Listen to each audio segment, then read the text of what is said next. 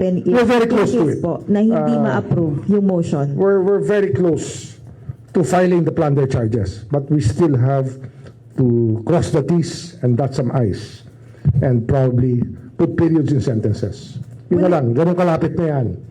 That's why I didn't deliberately talk about that. Pero the cases are just about ready for preliminary investigation. Mamaya paliliwanag din ko yung concept ng preliminary investigation kung bakit kinakailangan. Kasi maraming hindi nakakaunawa, but na-imbestigan nyo na, meron na naman PI.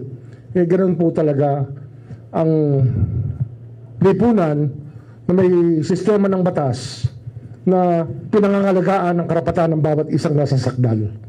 Kaya meron tayong preliminary investigation para to protect the rights of people who may be accused of any crime. But we can explain it better later. But sir, will it still stand without Secretary Bonoan testifying?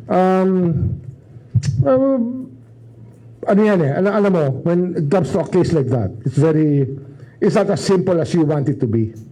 You're talking about layers and layers of lawyers, people who will defend up to and go to any extent to defend their client. So hindi ganun kadali. Pero we were managing to thread the needle, so to speak. Kasi para ka dumadaan sa butas ng karayom, pag pinag-aaralan mo, yung taong marunong na at maraming pera at marurunong nga abogado. Sinasabi ko na, from the first day that I took office here, ang kalaban namin dito, the people with who have the best lawyers money can buy.